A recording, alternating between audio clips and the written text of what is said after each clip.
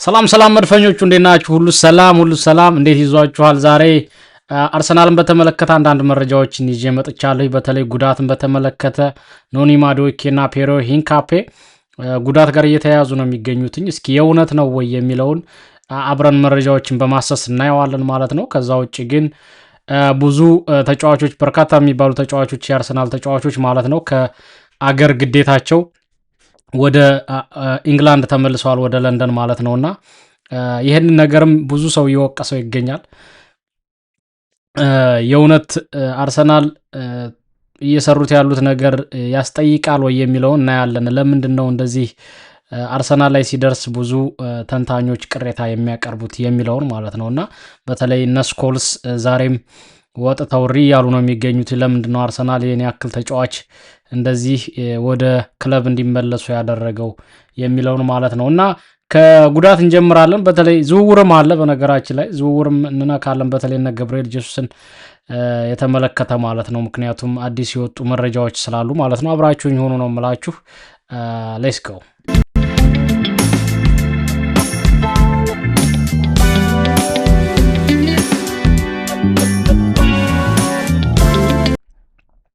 እንደምታዩት እንግዲህ ፔሮ ሂንካፔ ከፔሮ ሂንካፔን ጀምርና ኢኳዶር ጨዋታ ነበራት፣ የወዳጅነት ጨዋታ ላቲን አሜሪካ ስለሆነ ሙሉ ጨዋታውን አላየሁትም። ግን ደግሞ እንደምታዩት ሞሮኮ ጋር ነው የነበረው ጨዋታው።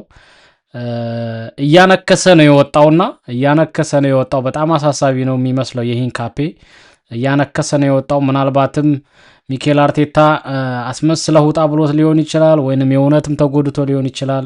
የምናውቀው ነገር የለም። ግን የሆነ ስሜት እንደተሰማው ይለያል እንደምትመለከቱት ቪዲዮ ላይ እና እንደ ማንከስ ብሎ ነው የወጣው። ግን ደግሞ ሲስቅበት ነበረ። እንደምታዩት ስፒናን የብራይተን ተጫዋች የነበረው በፈገግታ ነበረ እጁን ጨብጦት ተቀይሮ የገባው ተጫዋች ራሱና ስለ መጎዳቱ እርግጠኛ መሆን አንችልም። የፔሮ ሂንካፔ ግን ደግሞ ሌሎች ሰዎችም እያነሱት ነው የሚገኘው ጉዳት ነው ብዬ ነው የማስበው የሚሉ ሰዎች አሉ። በተለይ አሁን እንደምታዩት ቻርልስ ዋትስ አሁን ክሊፑን እንዳየሁት ከሆነ ልክ አይመስልም ብሎ ነው የዘገበው። የሆነ የጉልበት የታፋ ጉዳት ያጋጠመው ነው የሚመስለው ምናምን በሚል ነው ያነሱትና ምናልባት እንግዲህ የተመለከተበት መንገድ ሊኖር ይችላል። ቪዲዮውንም እንዳያችሁት ነው። ፔሮ ሂንካፔ ምናልባት ጉዳት አጋጥሞት እንዳይሆን ተስፋ እናደርጋለን። ግን ተቀይሮ ነው የወጣው። ተቀይሮ መውጣት ብቻ ሳይሆን ወደ አርሰናል እንዲመለስ ነው የተደረገው ማለት ነው። እሱ ብቻ አይደለም፣ ዙበሜንዲም ተመልሷል። እንደምታዩት ዙበሜንዲም ተመልሷል።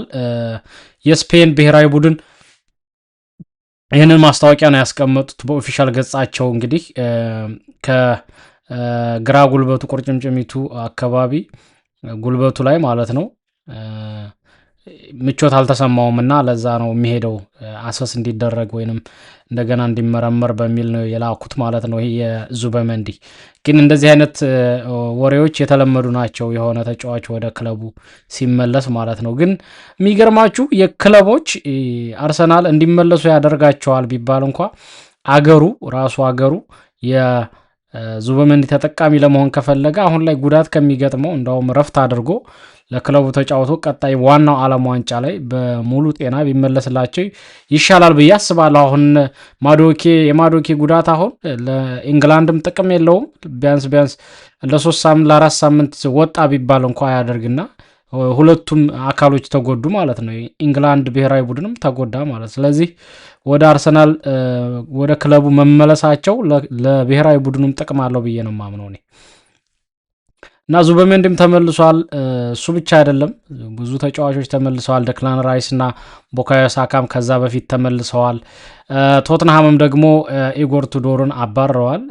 የእኛ መረጃ ጋር አይገናኝም፣ ግን ማንሳት ስላስፈለገ ነው። ነጥብ ማግኘት አልቻለም ነበረ። በሊቨርፑል አቻ ከወጣ መውጣቱ ብቻ ነው 1 ነጥብ ከዛ ውጭ ያሸነፈው ጨዋታ አላስታውስም። ምናልባት አትሌቲኮ ነው ያሸነፈው። እሱም ጥቅም የሌለው ጨዋታ ነው ብዬ ነው የማስበው። ዝውውር ጋር ግን በጣም የተነሳው ልጅ ይሄ ልጅ ነው። ኒኮሎ ትሬሶልድ የሚባል ልጅ 21 ዓመቱ ነው። የሚገርም ተጫዋች ነው፣ አጥቂ ነውና አርሰናል በደንብ እንደፈለጉትኝ ታማኝ ምንጭ ነው የወጣው። እንደምታዩትኝ ክሪስቲያን ፎልክ የሚባለው ተንታኝ የባየር ሙኒክን እንደዚሁም ጀርመን ላይ የሚተነትን ነው። በጣም ከሞላ ጎደል ታማኝ ምንጮችን ነው የሚዘግበውና እንደምታዩት አርሰናል ከሁሉም ክለቦች ተመራጭ ይመስላል ለልጁ ማለት ነው። ግን ትሬሶልዲ የተባለው ልጅ ግን ወደ አርሰናል ይግባ ፍላጎት ይኖረው አይኖረው አልታወቀም። ግን አርሰናል የሚያክል ቡድን ከጠየቀ ከክለብ ብሩጅ እሺ ማለት አይቀርም ብዬ ነው የማስበው። እና ይሄ ልጅ በጣም ተስፋ የተደረገበት ልጅ ነው በሚገርም ሁኔታ ማለት ነው።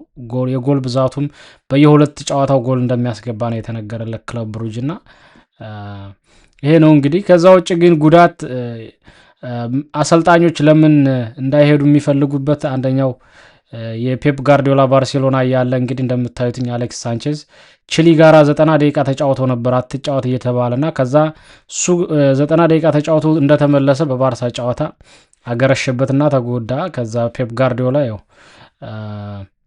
90 ደቂቃ እንዴት ትጫወታለህ ቺሊ ጋራ እየነገርኩ ምናምን እያለው ነው የሚገኘውና አርቴታም እንደዚሁ ነው የሚጨሰው። የነ ማዶኬ እና የነ ሂንካፔን ምቾት አለመሰማት ጉልበታቸው ይሁን የትኛውን ቦታ ላይ ሲታይ በዚህ ሲዝን በተለይ ደግሞ ባለቀ ደቂቃ በሉትኝ ሁለት ወር ነው የቀረው። 7 ጨዋታ ብቻ ነው የሚቀረው ለፕሪሚየር ሊጉ ወሳኙ ፉክክር ማለት ነውና ስለዚህ እሱ አለ እንግዲህ ይሄን ያነሳ ነው። ማዶኬ ግን ነግሬያችሁ ከሆነ እያነከሰ እንደወጣ ይኸው እንደምታዩት እግሩ ላይ አስሮ ነው የወጣው። ለስንት ወራት እንደሚቆይ አልታወቀም።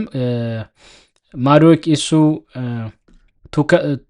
ቱኬል ብቻ ነው ያሳስባል የሚል ሀሳብ የሰጠው። ከዛ ከጨዋታው በኋላ ሲጠየቅ እንደሚያሳስብ ተናግሮ ነበረ። ሚረርም እንደዛ ነው የዘገበው ማለት ነው። ስለዚህ ይሄን ነው የሚመስሉት መረጃዎቹ። የነ ዙበሜንዲ የሚያሳስብ አይመስልም። የሂንካፔና የማዶኬ ግን ከሞላ ጎደል 50-50 ነው፣ ሊያሳስብ ይችላል። በተለይ የማዶኬ እንደምታዩት 1-2 ሳምንት የሚያስወጣ ይመስላል፣ እግሩን እየጎተተ ነው የሚሄደው። ስለዚህ ጥቅም ለሌለው ለእንደዚህ አይነት ኢንተርናሽናል ለፍሬንድሊ ወዳጅነት ጨዋታ የሚያጅብ እኮ ነው። እንዴት እንደሚጫወቱ አይታችኋቸዋል። ኡራጓይ ከእንግሊዝ የነበረው ፍጥጫ እኮ በቃ የወዳጅነት አይመስልም እኮ፣ ፎክረው የመጡ እኮ ነው የሚመስለው። ፎደን ላይ የተሰራውን ፋውል አይታችሁታል እንዴት እንደጠረገው የሚያጅብ። ለምን እንደሚጫወቱ አላቅም እኔ አንዳንድ ጊዜ የወዳጅነት ጨዋታ ተብሎ የሌለ በቃ እነ ቫልቨርዴ ራሱ ሽሽ ያሰኙታል ደጋፊውን ማለት ነው። ያማ የወዳጅነት አልነበረም። በቃ የነበረ ትግል ልነግራችሁ አልችልም። ማንቸስተር ሲቲም ሁሌ እንግዲህ እየተነሳ ነው የሚገኙ በነጥብ ቅነሳው ዙሪያ። ይሄ ክለብ አንድ ቀን ሰርፕራይዝ ሊያደርገን ይችላል። ባልጠበቅነው ቀን ነጥብ ተቀነሰበት ተብሎ ቁልቁል እንዳይወርድ ብቻ ጠብቁ። ምክንያቱም በጣም የሆነ ነገር መናፈስ ሲበዛ የሆነ ነገር የሚፈጠር ነው የሚመስለው። በተለይ ሲዝኑ ከማብቃቱ በፊት እያሉ ነው የሚገኙትኝ። ግን ደግሞ የተለመደ መረጃ ነው ካሁን በፊት እንዳቀረብኩት አይነት መረጃና ይሄን ልጅንም ፈልገነዋል። ጠቅለል ስናደርገው የኖኒ ማዶኬና ፔሮ ሂንካፔ ጉዳት ትንሽ የሚያሳስብ ነው። ከዛ ውጭ ግን ራይስንና ቡካዮ ሳካን ወደ ኢንግላንድ ወደ ክለቡ መመለሳቸው በጣም ጥሩ ውሳኔ ነው ብዬ ነው የማስበው። በአርቴታ ዙሪያ ማለት ነው። ምክንያቱም እነ ፔፕ ጋርዲዮላ ያደርጉት ነበረ። ብዙ አሰልጣኞች እነ ፈርጉሰን ተውት። ፈርጉሰን በድሮ ጊዜ ጭራሽ ተጫዋቾችን ነሩኒን ራሱ እንዳይጫወቱ ሁሉ ትእዛዝ እንደሰጠ ነሩኒ ራሳቸው ይመሰክራሉ። የመሰከሩበት ሁኔታም ነበረ። ብዙ ተጫዋቾች ይመሰክራሉ እንዳይሄዱ ይጮሁባቸዋል። ከሄዱ ደግሞ ትንሽ ደቂቃ ብቻ እንዲጫወቱ ጥንቃቄ ማስጠንቀቂያ ይሰጣቸው ነበር በፈርጌ ጊዜና የተለመደ ነው ይሄ። በተለይ ፔፕ ጋርዲዮላ ሁሌ ነው እነ ስቶንስን ወደ ኢንግላንድ ወደ ብሔራዊ ቡድን እንዳይሄዱ እንዲወጡ ያደረጋቸውም ራሱ ነውና የማንቸስተር ሲቲ ተጫዋቾችም ተመልሰዋል። በነገራችን ላይ ብዙ ክለቦች የሚያደርጉት ነገር ስለሆነ አርሰናል ላይ ሲደርስ ለመናገር ይፈልጋሉ የሆነ ነገር። በተለይ ስኮልስን አዳምጣችሁት ከሆነ እንደዚህ እናደርግ ነበረ ግን የአርሰናል ክሪሚናል ነው ያለውና አርሰናል ላይ ሲደርስ በጣም መጮህ ይወዳል። 6 ተጫዋች ነው እንግዲህ አርሰናል ወደ ለሀገራቸው ሊያገለግሉ ሄደው የተመለሱት ሳይጨርሱት ማለት ነው። ለምን እንደሄዱ ራሱ መጀመሪያ አይገባኝም እኔ።